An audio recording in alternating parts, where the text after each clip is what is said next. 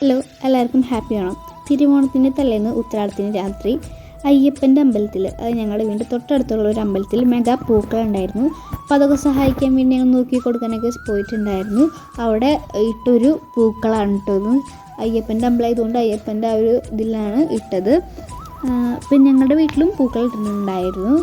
എങ്ങനെ ഇട്ടെന്ന് നിങ്ങൾ പറയാം കേട്ടോ. ഫൈനൽ ലുക്ക് കണ്ടിട്ട് പകുതി എത്തിയിട്ടുണ്ട്. ഞാൻ 6 മണിക്കാണ് എനിക്ക് ഇടാൻ തുടങ്ങിയത്. ഫൈനൽ ലുക്കാണ് ഇത് കേട്ടോ.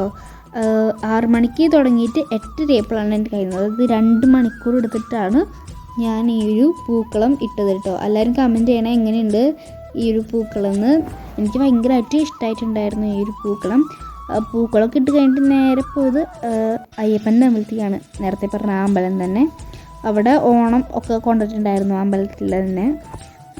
ആ അമ്പലത്തിൽ തന്നെ ഇന്നലെ ഇട്ട പൂക്കളം ഉണ്ടായിരുന്നു. അത് രാവിലെ കാണാൻ ആ വെയിലൊക്കെ അടിച്ചിട്ട്, രാവിലെ വരുന്ന ഒരു മോർണിംഗിൽ തന്നെയുള്ള ആ വെയിലടിച്ചിട്ട് പകുതി നിഴലും പകുതി വെളിച്ചവും അങ്ങനെയായിരുന്നു കേട്ടോ ഉണ്ടായിരുന്നത്. പിന്നെ നേരെ വീട്ടിലെത്തിയിട്ട് പായസം വെക്കാമെന്ന് വിചാരിച്ചു. പാലട പായസമാണ് കേട്ടോ. ഓണത്തിന് പായസം അത് എന്തോണല്ലേ.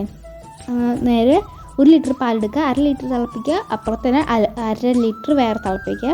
എന്നിട്ട് ഒരു പാത്രത്തിലേക്ക് ആ 1/2 ലിറ്റർ പാല് ഒഴിച്ച് കൊടുക്കുക. അത് തിളച്ച് വരുമ്പോൾ നമ്മുടെ പായസം മിക്സ് ഇടാം കേട്ടോ.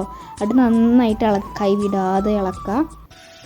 എന്നിട്ട് അതിലേക്ക് അത് കുറുകി വരുമ്പോൾ അതിലേക്ക് നേരത്തെ മാറ്റി വെച്ച 1/2 ലിറ്റർ പാൽ ഒഴിച്ചാൽ അതും കൂടി കുറുക്കിയെടുത്താൽ നമ്മുടെ നല്ല ടേസ്റ്റി പായസം ഇവിടെ റെഡി ആവും കേട്ടോ. നിങ്ങളെല്ലാം ട്രൈ ചെയ്തിട്ടുണ്ടാകും.